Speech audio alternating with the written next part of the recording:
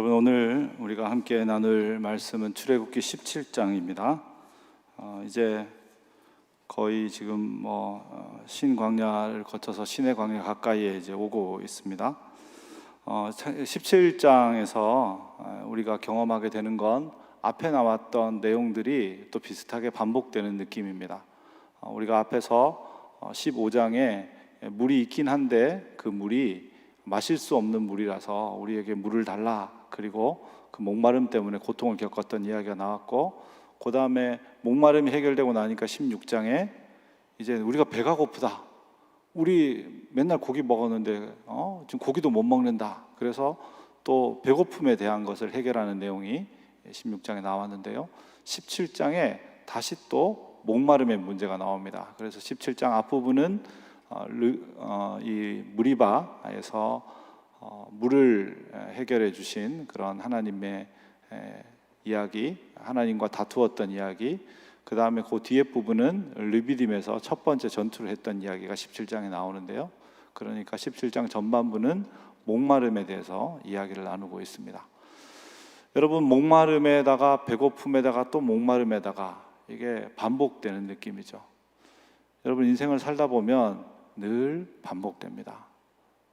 그 문제가 일어났다가 괜찮아지면 그 문제는 다시는 안 일어나고 그 문제는 마스터하고 이런 게 없습니다.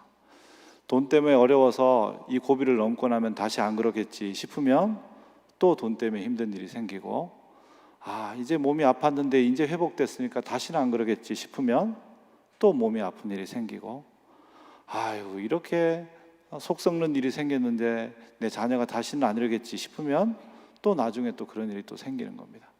인생의 문제가 반복되는 것이죠. 여러분, 그때 중요한 것은 낭망하지 않는 것입니다. 인생의 문제가 반복되니까 그 문제가 반복되는 것 자체가 잘못이다, 그렇게 생각해서는 안 됩니다.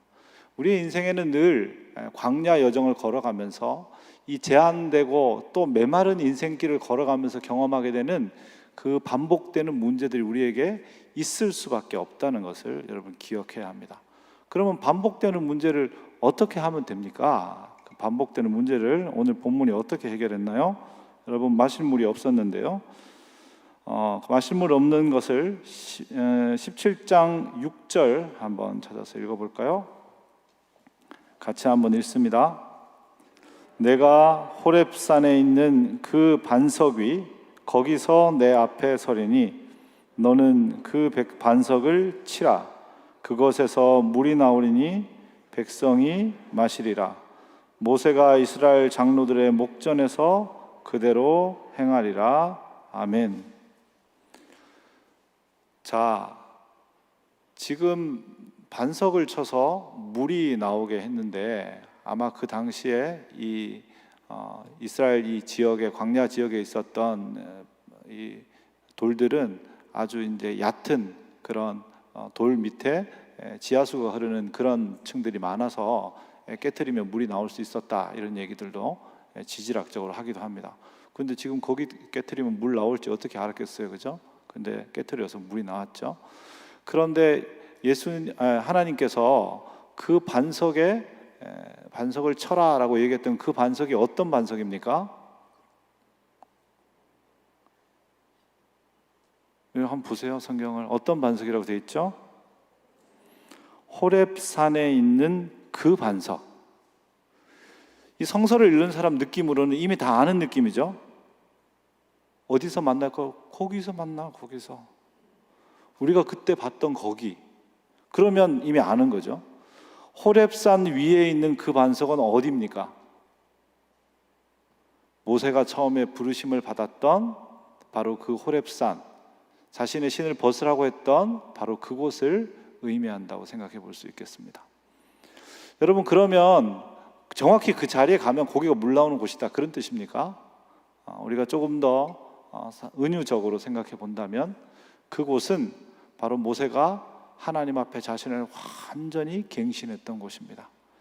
자기가 자기의 중심, 자기가 자기 인생의 구원자가 되어서 자기 인생의 문제를 자기가 해결하겠다고 생각하면서 막 온 힘을 다 쓰다가 완전히 탈진한 채로 방전되어서 목동으로 살아가던 그 순간, 그러나 내가 이렇게 사는 게 맞는가 고민하면서 하나님을 갈망했던 그 순간 하나님이 그를 새롭게 불러주시고 만났던, 완전히 그가 갱신되었던 곳입니다.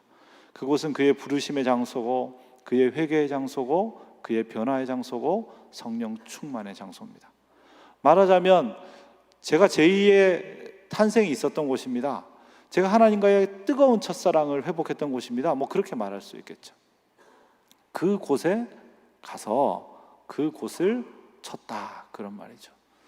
여러분, 반복되는 인생의 문제를 해결하는 해결책은 어디에 있는가? 바로 하나님과 뜨거운 회복과 사랑과 부르심을 경험했던 그 자리로 나아가는 데 있습니다. 과거로 회개하라는 의미가 아니라 지금 또다시 그렇게 하나님이 주시는 그 뜨거운 하나님의 은혜와 사랑을 다시 힘입으면 반복되는 문제에도 불구하고 앞으로 계속 진전해 나갈 수 있는 것이죠. 문제가 반복된다고 낭망하지 말고, 문제가 반복된다고 탓하지 말고, 거봐 너 때문에 문제가 또 생겼잖아, 그렇게 말하지 말고, 오늘 우리를 뜨거운 하나님의 부르심으로 목동처럼 이렇게 아무것도 할 수 없는 다 늙은 나를 하나님의 사람으로 부르셨던 그 하나님께 붙들렸던 그 자리로 돌아간다면 우리는 반복되는 아픔과 문제에도 불구하고 하나님이 주시는 놀라운 구원의 은총을 힘입어 광야길을 걸어갈 수 있다고 오늘 본문이 우리에게 알려주고 있습니다. 반복되는 문제들 속에 절대 낭망하지 않고 실망하지 않고 하나님 주신 그 광야의 여정을 뜨거웠던 하나님의 부르심 앞에 날마다 새롭게 서서 걸어갈 수 있는 저와 여러분 되실 수 있기를 바랍니다. 17장 1절 말씀을 같이 한번 읽어볼까요? 같이 읽습니다. 이스라엘 자손의 온 회중이 여호와의 명령대로 신 광야에서 떠나 그 노정대로 행하여 르비딤의 장막을 쳤으나 백성이 마실 물이 없는지라. 아멘. 자, 여러분, 지금 1절에서 아주 중요한 얘기를 하고 있습니다. 1절의 결론은 뭡니까? 물이 없다. 예. 그런데 그렇게 된 이유, 원인은 어디에 있습니까?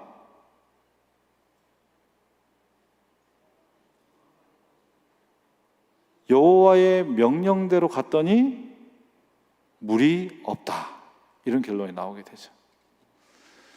여러분, 우리가 하나님이 주시는 명령대로 살아가는 삶이 우리 삶에 다툼도 전혀 없고 기갈도 전혀 없고 또 전쟁도 전혀 없는 완전한 유토피아를 가져올 것이다.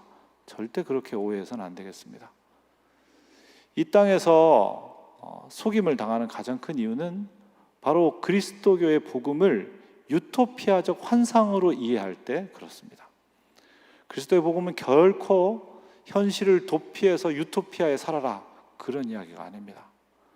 고통스럽고 고난스럽고 광야임에 분명하지만 바로 그곳이 하늘에서 음식이 내려오고 하나님의 지키심이 있는 하나님의 나라다.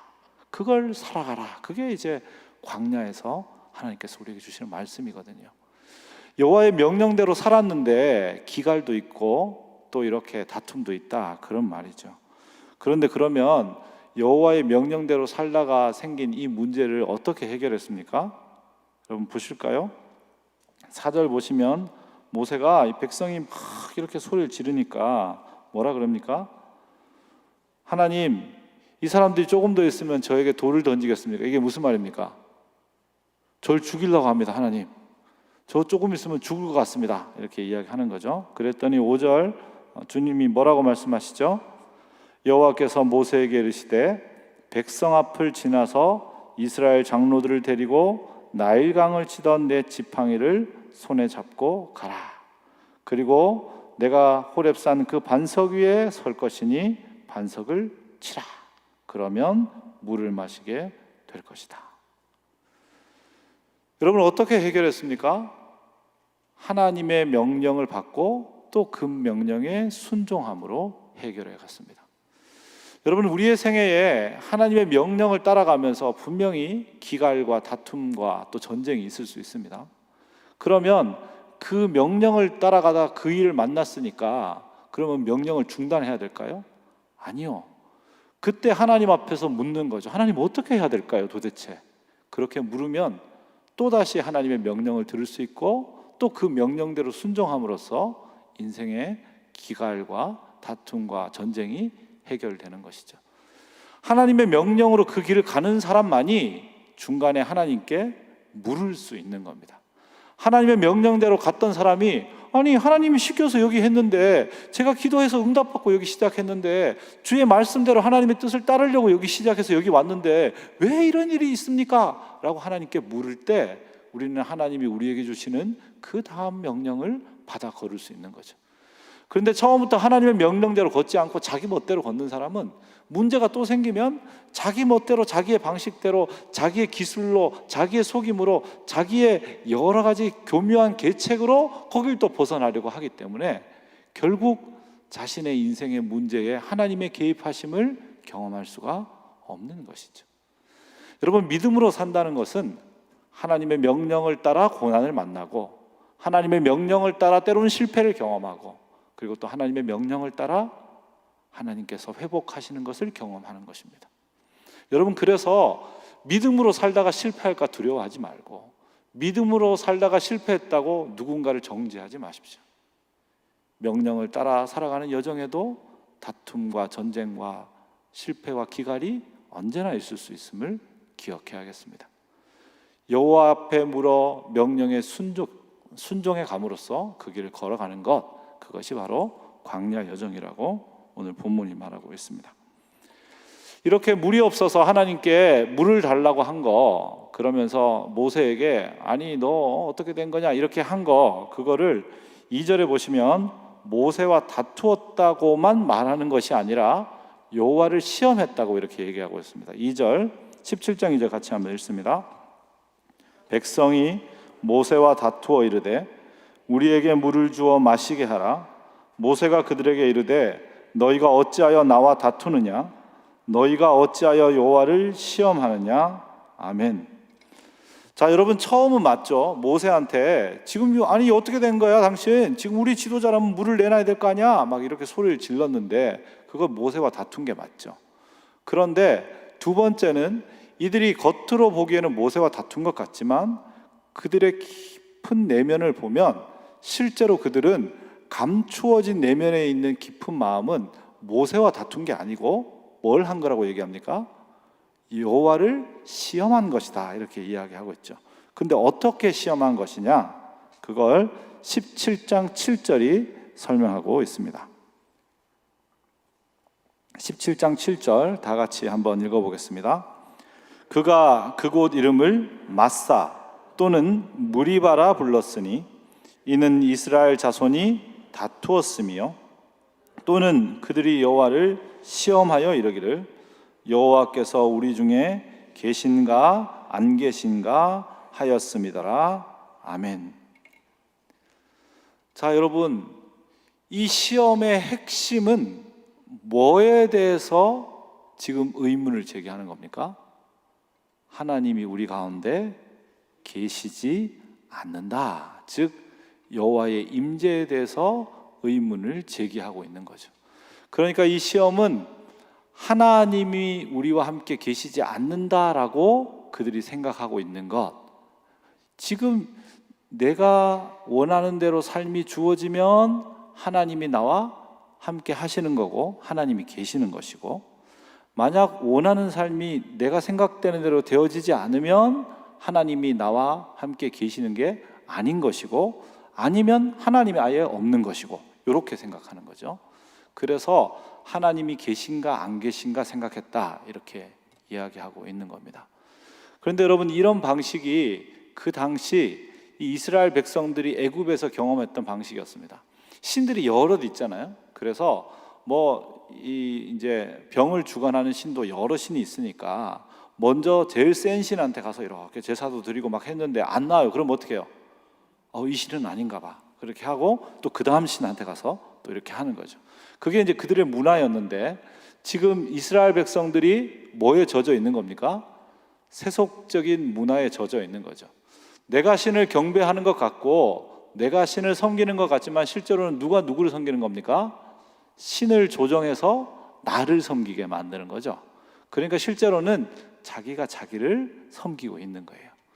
그런 삶의 방식으로 누구를 대하고 있는 겁니까? 하나님을 대하고 있는 거죠. 이렇게 생각하는 사람들은 어떻게 하냐? 자신이 가지고 있는 감각적 체험이 하나님이 계신다 안 계신다의 근거가 되는 겁니다. 그러니까 내가 오늘 성경을 읽었는데 이 성경이 좀 마음에 탁 와닿고 이거 뭔가 좀 감동이 되고 그러니 하나님이 계신 것 같네. 오늘 설교를 듣는데 오늘은 목사님 말이 조금 말도 되는 것 같고 그러네. 그러면 하나님이 계신 것 같다가 또 오늘은 왠지 들었는데 설교 졸리기만 하고 목소리는 어떻게 그렇게 도레미파 중에 도레 정도 돼가지고 참 모노톤으로 여러분 제가 사실은 전임 전도사 때나 이럴 때 우리 할머니 권사님들한테 혼이 많이 났습니다. 좀 크게 해라. 예. 특히 이제 이북분들이 그런 얘기 많이 하시는데요. 좀 크게 하라오. 뭐 이런 식으로 좀 우렁차게 웅변처럼 막 해라. 그 다음에 너는 너무 톤이 없다. 이렇게 쭉 잔잔하게. 그래서 막 저한테 뭐라고 막 하시고 그러면 제가 죄송하다고 하고. 근데 뭐 많이 해봤어요. 하지만 솔로 시작해도 결국은 도래 이렇게 똑같아요. 뭐로 시작하든. 그래서 열심히 노력하다가 생긴 대로 살자 이렇게. 죄송합니다 여러분. 그래서 너무 졸리시면 여러분 책임이 아니에요. 다 제 책임입니다 여러분. 죄송합니다. 그러니까 혹시 만약에 누가 자고 있다 옆에 꼬집지 마세요. 목사가 잘못했는데. 그래서 옆에 있는 사랑하는 아들, 딸, 또 남편, 아내 괴롭히지 마시고 그럴 때는 저를 째려보세요. 이렇게 딱. 예. 하지만 뭐 여러분이 마스크 써서 째려보는지도 잘 티도 안 나요 사실. 무슨 얘기를 하나 이렇게. 자기가 겪는 감각을 중심으로 내 안에 일어나는 내가 인지할 수 있는 어떤 체험을 중심으로 하나님이 계시다, 계시지 않다라고 생각하고 믿는 사람은 이 믿음이라는 게 늘 흔들리게 되어 있습니다. 이날은 믿었다가 이날은 안 믿었다가 이날은 믿었다가 이날은 안 믿었다가 그렇게 흔들리게 되어 있는 거죠. 그런데 여러분 우리의 신앙의 근거는 내가 믿느냐 내가 믿는 것 같으냐 내가 믿는다고 느끼느냐에 있는 게 아닙니다 여러분. 내가 신앙의 근거가 되면 항상 신앙은 있다가 없다가 하는 거예요. 신앙의 근거는 어디에 있습니까? 바로 이 성서에 있습니다. 이 성서 속에는 뭐가 있기 때문에요? 예수 그리스도가 구원자이심을, 그가 진정한 하나님이시고 참 인간이심을 증거한 내용들이 이 안에 있습니다. 그리고 그 증거한 내용이 사실임을 경험하고 살았던 모든 공동체의 신앙의 고백이 이 안에 담겨 있습니다. 우리의 믿음은 바로 이 성경이 살아있는 고백이 되게 하시는 하나님 위에 서 있는 거죠. 이 성서 위에 서 있을 때 바로 이 성서 위에 서 있는 신앙이 가장 견고하고 흔들리지 않는 신앙이 되는 거죠. 이스라엘 백성들은 인생의 모든 과정들이 내 마음대로 되면, 내가 기분이 좋으면 하나님이 나와 함께하고, 마음대로 안 되고 기분이 나쁘면 하나님이 나와 함께하지 않고 안 계신 것 아닌가라고 생각했던 자기중심적이고 감각적 체험 위에 자기 신앙을 세웠던 겁니다. 그런데 진정한 신앙의 기초는 바로 하나님 그분 위에 서 있는 것이죠. 우리가 우리의 인생을 내가 태어나는 것도 죽는 것도 아무것도 결정할 수 없는데 내 인생이 주어진 것이로구나, 내 인생이 주어진 것이라면 주신 분이 계시겠구나, 그걸 인정하는 그 시작점, 그것은 내가 믿는 게 아니고 하나님이 나에게 주시는 것이죠. 그 믿음을 받아들일 때 우리의 신앙은 아주 굳건하게 살아갈 수 있게 되는 겁니다. 저도 어떤 날은 모태신앙인데 예수 믿는 것 같았다가 막 부흥에 뜨겁게 하고 찬양 막 부르고 막 주여 하고 나면 막 믿는 것 같았다가, 또 조금 지나고 나면 전혀 안 믿는 것 같았다가, 그래가지고 막 뭐 이거 하라 그러면 교회 뭐 하라, 교사 하라 그러면 내가 믿기지도 않는데 가르치는 게 말이 되나 이렇게 생각했다가 또 조금 이렇게 가르치다가 마음이 뜨거워지면 내가 믿는구나 막 이런 생각이 들다가 또 조금 지나서 또 이상한 짓 몇 번 하고 나면 내가 안 믿는 게 확실한데 이렇게 왔다 갔다 한단 말이죠. 신앙은 나 위에 서 있는 게 아니에요. 나를 지으시고 나를 붙드시는 하나님 위에 서 있죠. 하나님이 그런 분인지 있는지 어떻게 아는데 여기 있잖아요. 이 성서를 통해서 우리는 그런 하나님 위에 서 있다는 걸 알게 되는 거죠. 그리고 그것이 우리 신앙의 기초가 됩니다. 그래서 여러분 기도도 많이 하고 또 특별한 체험을 많이 하는 것도 너무 중요하지만 그 체험이 다 어디 위에 서 있어야 됩니까? 이 성서 위에 서 있어야 합니다. 그리고 이 성서를 성서로 고백했던 공동체의 고백 위에 서 있어야 됩니다. 그래서 교회가 되게 중요한 거죠. 좋은 교회, 그리고 성서에 기반한 복음이 전파되는 교회가 되는 게 너무너무 중요한 겁니다. 그래야 참으로 자기 중심의 신앙이 흔들리는 이들을 진정한 신앙으로 이끌어갈 수 있는 것이죠. 여러분 그렇게 성서 위에 견고한 믿음의 사람들이 되시길 바라고 또 그런 사람들을 인도해가는 하나님의 사람들이 되시기를 바랍니다. 자, 이제 두 번째 이야기입니다. 두 번째 이야기는 르비딤에서 일어나는 전쟁 이야기입니다. 여러분 이 전쟁 이야기는 여러분 많이 들어보셨을 텐데요. 여러분 8절부터 한번 볼까요? 8절에 보면 아말렉이라는 민족이 와서 르비딤에 와 있는 이스라엘 백성에게 전쟁을 시작하게 됩니다. 그래서 8절, 9절 보십시오. 모세가 여호수아에게 우리를 위하여 사람을 택하여 너는 아말렉과 싸워라. 나는 내일 하나님의 지팡이를 손에 잡고 산꼭대기에 서 있을게. 이렇게 이야기합니다. 여러분 이게 이상한 일이죠. 원래 지도자가 전쟁에 앞서 가야 되는데 지도자는 산꼭대기에 서 있고 다음에 여호수아는 그 산 밑에서 이제 전쟁을 하는 거죠. 뭘 한 것인가? 이제 10절부터 13절까지 같이 읽습니다. 여호수아가 모세의 말대로 행하여 아말렉과 싸우고 모세와 아론과 훌은 산 꼭대기에 올라가서 모세가 손을 들면 이스라엘이 이기고 손을 내리면 아말렉이 이기더니 모세의 팔이 피곤함에 그들이 돌을 가져다가 모세 아래에 놓아 그가 그 위에 앉게 하고 아론과 훌이 한 사람은 이쪽에서 한 사람은 저쪽에서 모세의 손을 붙들어 올렸더니 그 손이 해가 지도록 내려오지 아니한지라. 여호수아가 칼날로 아말렉과 그 백성을 쳐서 무찌르니라. 아멘. 자, 이제 어떤 일이 일어났는가? 산 위에 서 있는 모세가 손을 들었다 이렇게 이야기합니다. 손을 들었다는 것은 성서에서 하나님께 기도하는 것을 상징하는 언어라고 말할 수 있습니다. 그러니까 하나님께 기도한 거죠. 그래서 지금 11절을 보면 모세가 손을 들면, 즉 모세가 기도하면 이스라엘이 이기고 손을 내리면, 기도를 멈추면 아말렉이 이겼다 이렇게 얘기하고 있습니다. 그래서 어떻게 합니까? 모세와 함께 했던 아론과 훌이 돌을 가져다가 모세 밑에 돌을 주워 내려놓아서 그 돌 위에 앉도록, 그래서 의자를 만들어주고 모세의 피곤해진 팔을 양쪽에서 붙들고 손을 들고 계속 기도하도록 도와서 결국 이스라엘 백성들이 이기게 되었다, 그 이야기를 지금 하고 있습니다. 자, 손을 들었다는 것이 기도라고 말씀드렸으니까 오늘 이 본문은 기도에 대한 아주 귀한 가르침을 주고 있다 이렇게 말할 수 있겠습니다.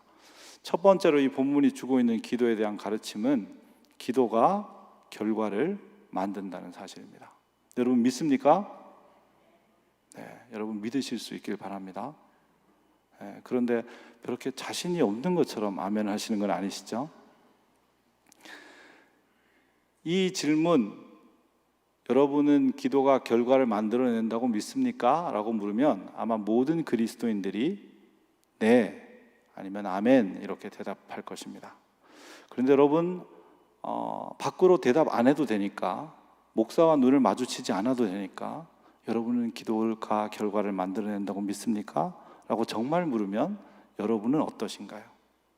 여러분 정말 기도가 결과를 만들어낸다고 믿습니까?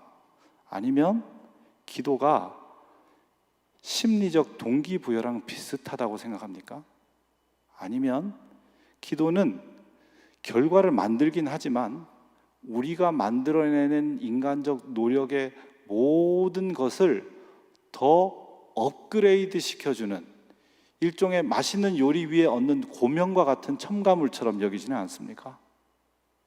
여러분은 어떻습니까? 정말 기도가 결과를 만드는 게 맞습니까? 여러분 정말 그렇게 믿습니까?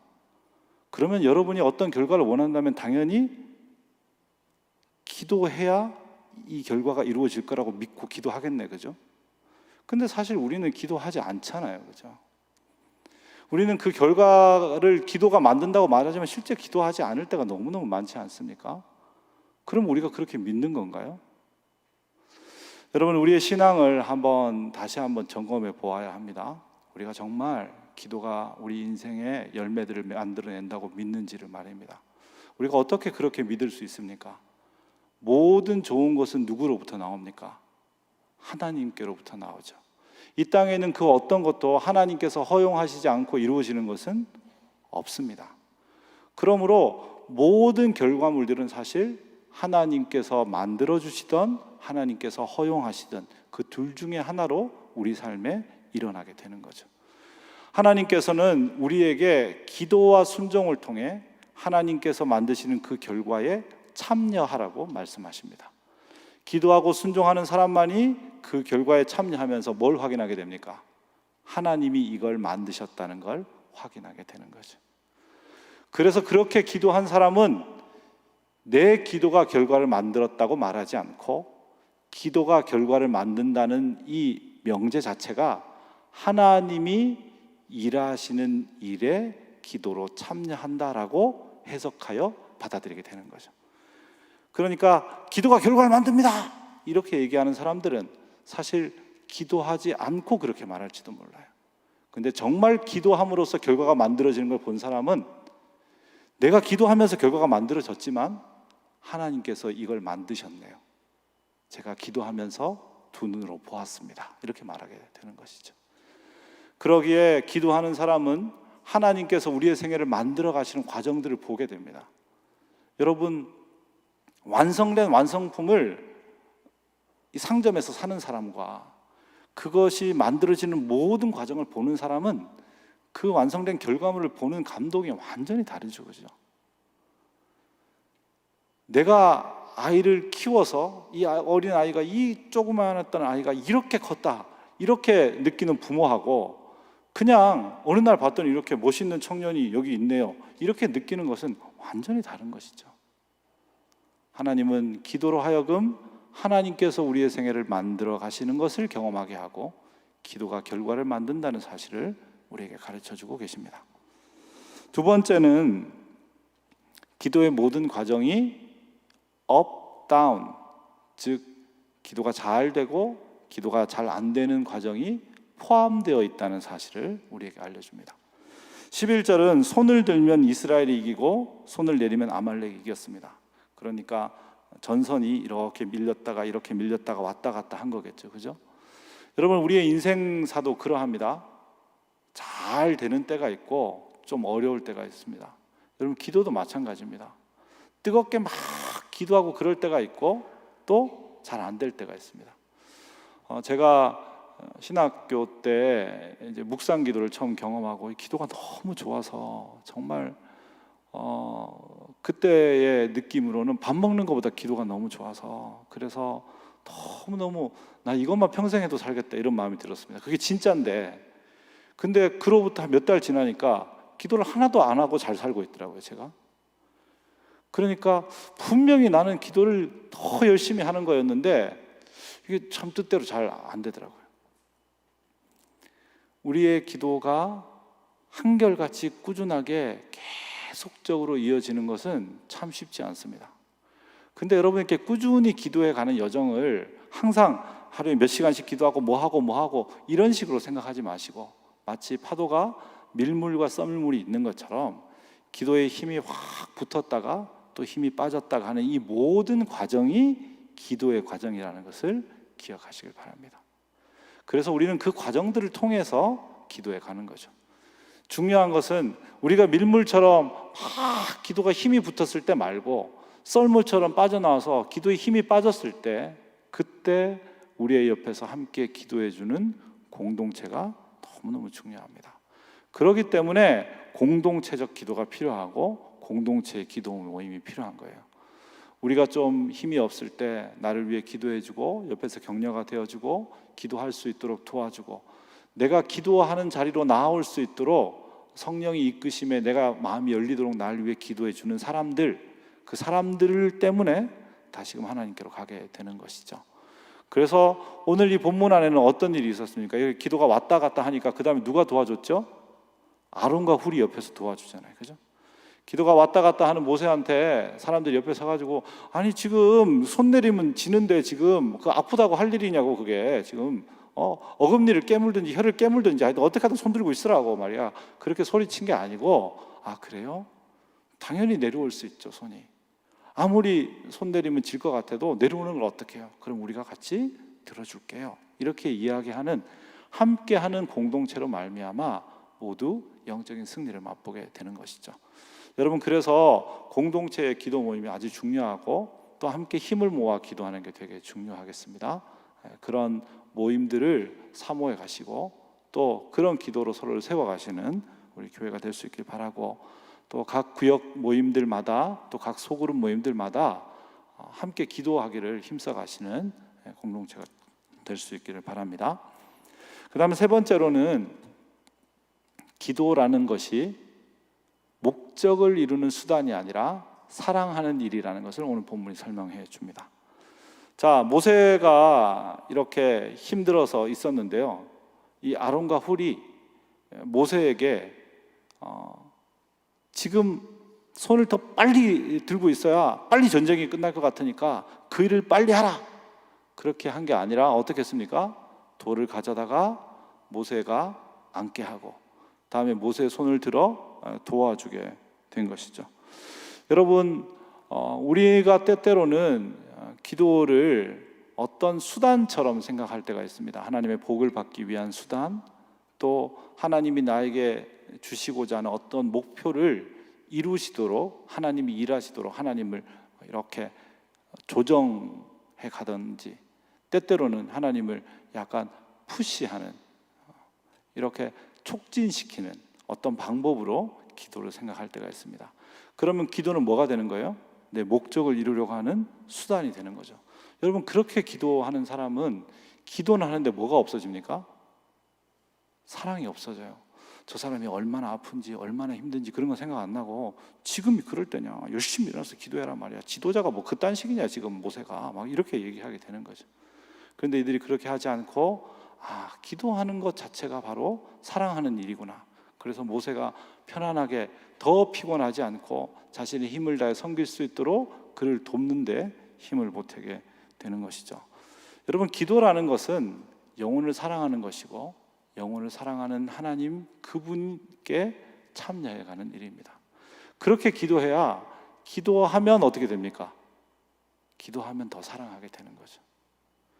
그런 사람의 행동은 행동 자체가 뭐가 되는 거예요? 그게 기도가 되는 거죠. 그럴 때 우리가 삶이 기도가 된다고 쓰는 거예요. 근데 뭐 맨날 기도 안 하고 그러다가 넌 기도도 안 하잖아 그러면, 아이고 무슨 삶이 기도지, 이렇게 얘기하는 거, 그거는 삶이 기도가 아니고, 그거는 우리의 고차원적인 유머이기도 하고 때때로는 약간의 자기 비하적 유머이기도 한 그런 차원의 변명이기도 한 거죠. 근데 진짜 삶이 기도가 된다는 것은 지속적인 기도 생활을 통해 기도 안에서 사랑하시는 하나님을 만나고 그 하나님께 반응해서 사랑하는 것이 기도임을 깨달아 살아가는 사람에게는 사실 물리적인 기도 행위, 즉 입으로 무언가를 말한다거나 눈을 감고 뭘 한다는 게 없어도 그가 하고 있는 사랑하는 사람들을 대하는 태도, 세상을 대하는 태도, 하나님과 하나님이 주신 이 세계를 바라보는 눈 자체가 뭐가 되는 겁니까? 그게 기도가 되는 거죠. 그럴 때 우리가 삶이 기도가 된다, 그렇게 얘기합니다.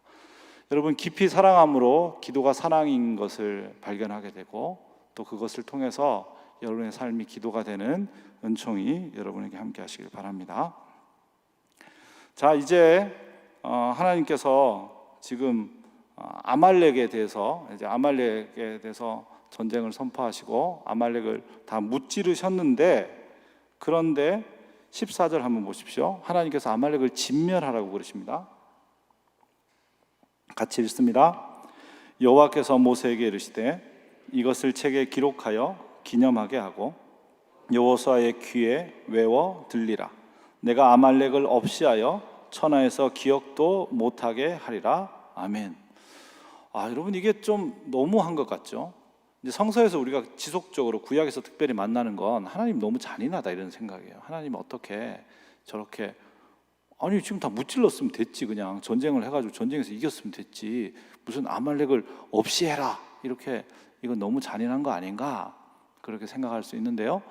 그런데 여러분, 이 아말렉을 진멸하라고 하고 또 그런 계획을 이야기하시는 이 하나님의 마음은 사실 아말렉이라는 어떤 특정 대상에 대한 마음이라기보다는 아말렉을 통해서 보여지고 있는, 아말렉이 보여준 이 사악한 인간성에 대해서 하나님이 진멸하신다, 그런 얘기를 한다는 것을 알 수 있겠습니다. 먼저 8절 한번 보십시오. 8절 같이 읽을까요? 그때에 아말렉이 와서 이스라엘과 르비딤에서 싸우니라. 아멘. 아니 목사님, 무슨 근거로 아말렉이 사악하다고 말합니까? 라고 말할 때, 지금 이 전쟁은 누가 시작했습니까? 아말렉이 시작했어요. 이스라엘 백성은 싸울 의도가 전혀 없습니다. 이스라엘 백성은 거기를 지나가는 길이에요. 거기 싸울 일이 없어요. 거기 땅을 차지할 것도 아니고 이스라엘 백성은 전혀 그럴 의도가 없어요 지금. 그런데 아말렉이 먼저 공격하는 거죠. 근데 먼저 공격하는 것도 그냥 공격한 게 아닙니다. 여러분, 신명기 25장 17절부터 19절인데 한번 찾아보십시오.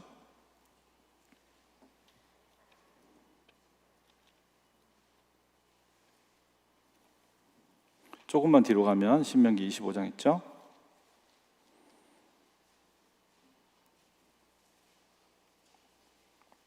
신명기 25장 17절에서 19절, 제가 한 절 여러분이 한 절 마지막 같이 읽습니다. 너희는 애굽에서 나오는 길에 아말렉이 내게 행한 일을 기억하라. 곧 그들이 너를 길에서 만나 내가 피곤할 때에 내 뒤에 떨어진 약한 자를 쳤고 하나님을 두려워하지 아니하였느니라.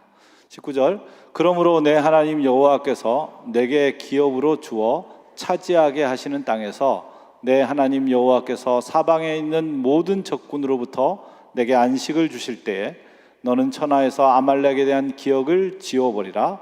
너는 잊지 말지니라. 아멘. 여러분, 17절 18절에 보면 아말렉이 이스라엘 백성들을 어떻게 공격했다고 되어 있습니까? 상대방이 피곤했을 때, 그죠?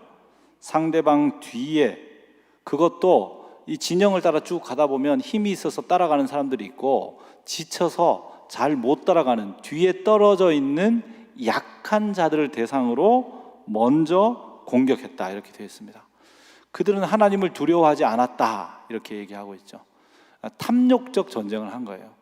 그러니까 무언가가 필요하고 식량을 얻기 위해 식량을 가지고 있는 사람의 식량을 탈취했다, 그런 생존을 위한 전쟁이 아니고 그냥 죽여서 그냥 빼앗기 위한 전쟁을 한 것이죠. 이게 인간의 사악함, 인간의 잔인함을 상징하는데 바로 아말렉이 그런 모습을 보여주고 있는 겁니다. 하나님께서 이런 잔인함, 이런 사악함과 끝까지 싸워 가신다, 이렇게 이야기하는 것이죠. 여러분, 우리가 가지고 있는 속성들이 그렇습니다. 우리가 사실 필요한 것만 갖기 원하는 게 아니고 남들한테 있으면 가져야 하고 또 그걸 가지기 위해서 때때로는 우리 인생과 우리 삶에 아주 차갑고 냉혹한 모습들을 보이게 됩니다. 누군가를 향해 손을 펴기를 두려워하고 인색해하고 그 사람을 도와주지 않아야 하기 위해 그를 비난하고, 그래서 그를 우리로부터 외면시키고 그렇게 자기의 것을 막 확보하려고 하는 그런 정말 너무 잔인하고 냉혹한 면들이 우리 안에 있습니다. 누군가가 나에게 도움을 청하려고 하면 처음부터 약간 단호해야 그 사람이 나에게 다가오지 않겠다라고 생각하는 그런 생각마저도 하고 사람을 대할 만큼 우리한테는 그런 잔인함이 있죠. 그 잔인함은 하나님이 오늘 앞에 있던 17장 16절에 보면 여호와가 아말렉과 더불어 대대로 싸우리라. 하나님께서 대대로 싸우신다 이 말이죠. 그 말은 끝까지 그 사악하고 잔인한 사탄의 속성과 싸워 가시겠다, 이렇게 이야기하는 겁니다. 여러분, 우리의 영적 싸움은 바로 그런 싸움입니다. 우리 안에 있는 잔인함, 잔혹함.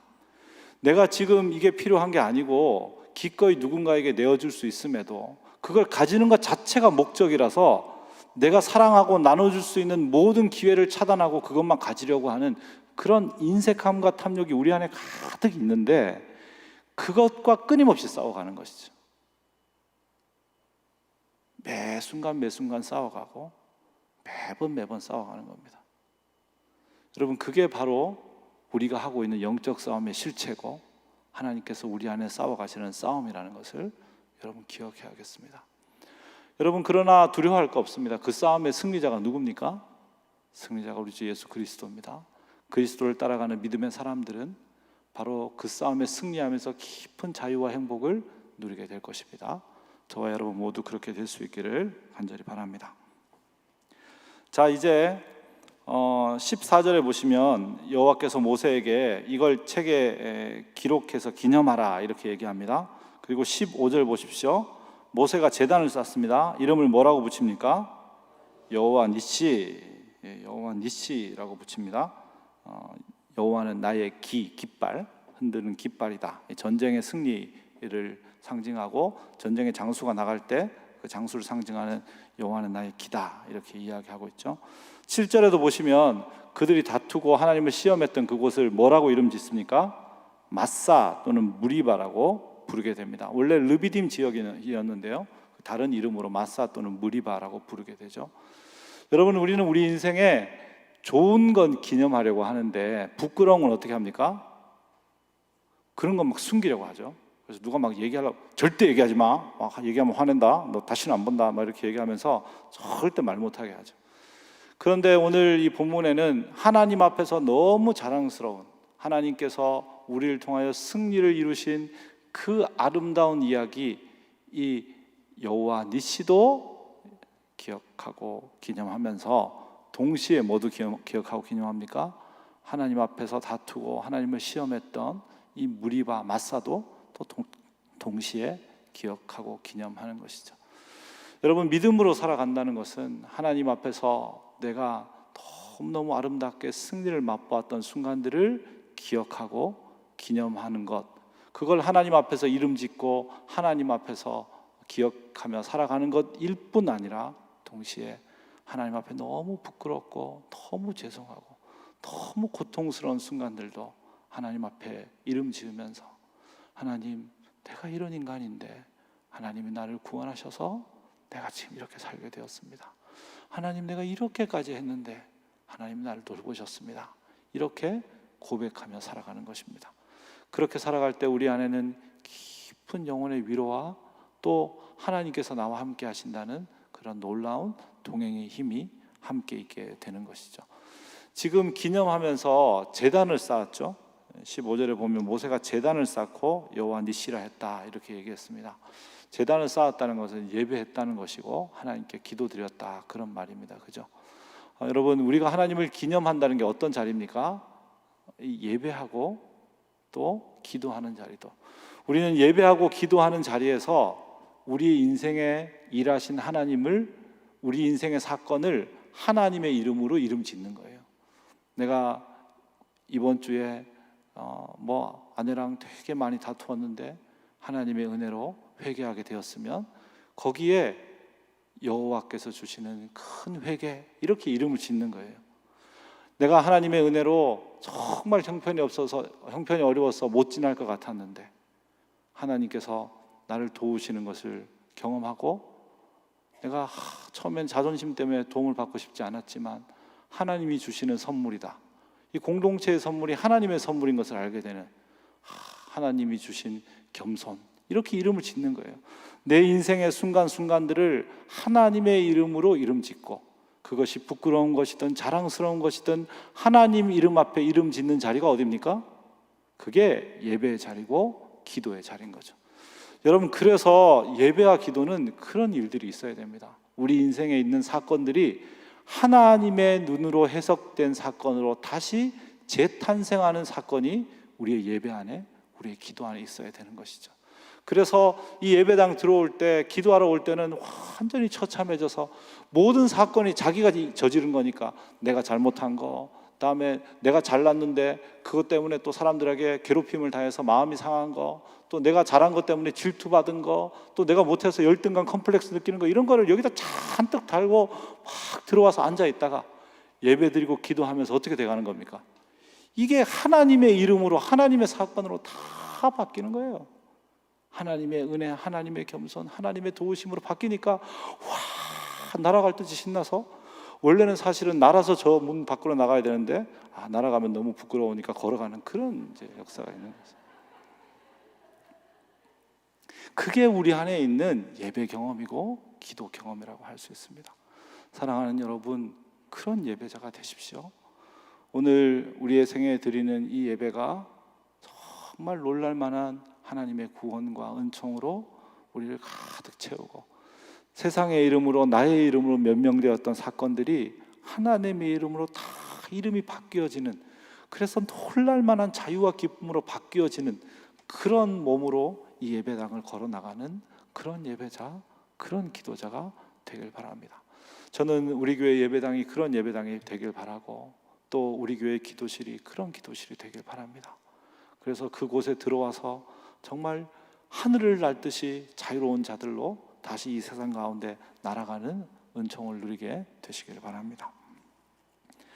자, 여러분, 14절에 이제 하나님께서 모세에게 그렇게 얘기합니다. 지금 있었던 이 사건들을 다 책에 기록해라. 그 다음에 아주 특별한 이야기를 하나 하고 있습니다.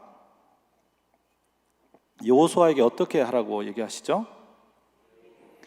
귀에 외워서 들려주어라, 이렇게 이야기합니다. 여러분, 지금 여호수아는 이 사건이 일어나는 동안 뭘 했습니까? 전쟁을 했죠. 그러니까 손을 들었는지 안 들었는지 그런 거를 잘 모르겠죠, 그죠? 어떤 일이 일어났는지, 어떤 것이 이 일을 이루었는지를 잘 모른단 말이죠. 그러면 여호수아의 입장에서는 어떻게 해서 이긴 것 같아요?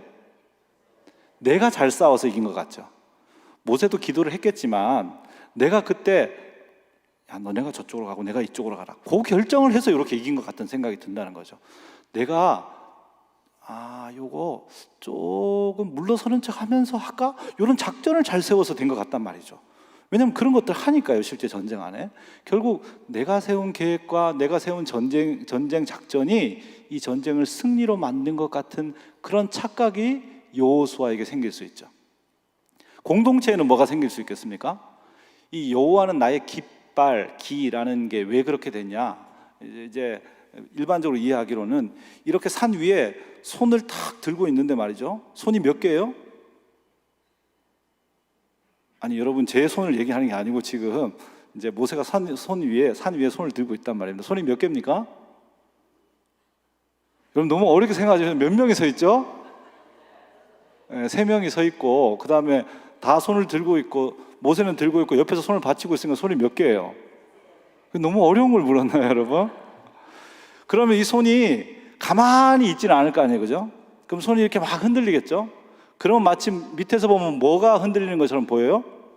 깃발이 흔들리는 것처럼 보여서 여호와는 나의 기라는 이름을 붙이지 않았겠는가, 그렇게 성서학자들이 해석합니다. 그러면 그런 경험을 해서 승리를 하고 나면 공동체 안에 어떤 전통이 하나 만들어지게 될까요? 앞으로 전쟁할 때는 뭐 하자? 손드는 팀을 만들자. 깃발 기도팀을 만들자, 우리가. 그래서 6명이 나와가지고 손을 들고, 6명이 부족하면 12명 손을 들면서 모세가 했던 것처럼 좌삼삼 우삼삼 이렇게 흔들어야 된다, 뭐 이런 걸 이제 세우도록 하겠죠. 그러면 그 다음부터는 손을 들고 기도하는 것은 승리를 가져온다는 어떤 공식을 공동체가 행하게 될 확률이 상당 부분 높겠죠. 이스라엘 백성이 법궤를 들고 갔더니 요단강이 갈라졌는데 그 다음부터 전쟁할 때마다 뭐 들고 다녀요? 법궤 들고 다니죠. 그들에게 법궤는 하나님의 임재가 아니라 이제 뭐가 된 겁니까? 승리의 부적이 된 거죠. 충분히 그렇게 될 수 있습니다. 그죠? 여호수아가 그렇게 할 수 있고 이스라엘 백성이 그렇게 할 수 있습니다. 그래서 하나님이 어떻게 하라 그러죠? 뭐가 승리를 하게 했는지 그걸 정확하게 달달달달달 외울 수 있을 정도로, 귀에 너무 못이 박히게 들어가지고 외워질 정도로. 제가 여러분께 말씀드렸죠? 저희 아버지가 어릴 때부터 많이 얘기한 거 너무 듣기 싫었지만 지금 제가 다 외우고 있다고. 그죠? 너무 많이 들으니까 다 외워질 정도로 그렇게 만들라, 그렇게 이야기하는 것이죠.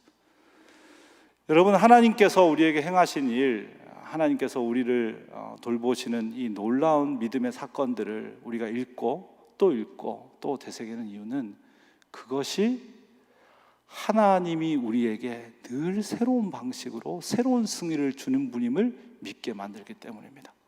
하나님이 행하신 방식을 믿는 게 아니고, 하나님이 행하신 전략을 믿는 게 아니고, 하나님이 세워주셨던 사람을 믿는 게 아니고 바로 하나님 그분을 믿게 되는 것이죠. 지금은 방법이 없어. 무슨 상관이 있어요? 하나님은 새로운 방식으로 일하시는데 지금은 이걸 써야 돼. 이걸 쓸 필요가 뭐가 있습니까? 지금 하나님을 온 마음을 다해 신뢰한다면 하나님이 그분께서 우리를 돌보실 것인데, 바로 그 믿음이 우리 안에 새겨지게 되는 것이죠. 그래서 코로나19가 와도 두렵지 않게 되는 겁니다. 비록 두렵고 또 비록 삶과 죽음이 우리 안에 있지만 두려워하고 절망하지 않게 되는 것이죠. 이 가운데 하나님께서 우리를 새로운 방식으로 새롭게 이 민족과 이 결례를 구원해 가실 것이고 이 창조 세계를 회복해 가실 것이기 때문입니다. 여러분, 그렇게 하나님 안에서 듣고 또 하나님 안에서 그 말씀을 외워서 깊이 마음에 새겨 그 말씀들이 우리의 생애를 새로운 구원과 새로운 역동으로 이끌어가는, 그래서 고통스러운 삶인데 하나님하고 사는 게 참 너무 좋은, 참 인생 살만하다, 너무 괴로운데 너무 행복하다 말할 수 있는 믿음의 사람들 되시기를 바랍니다. 기도하겠습니다.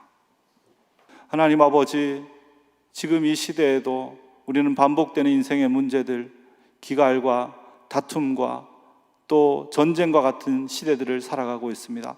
하나님의 뜻대로 살아도 그 일들이 일어나고 그럴 때마다 낭망하고 좌절하는 그런 믿음의 사람들도 있습니다. 하나님, 그러나 하나님께서 종국에 이루실 것이며 이 땅의 것들은 영원하지 않지만 하나님의 승리는 반드시 주어질 것이란 믿음을 우리에게 허락하여 주시옵소서.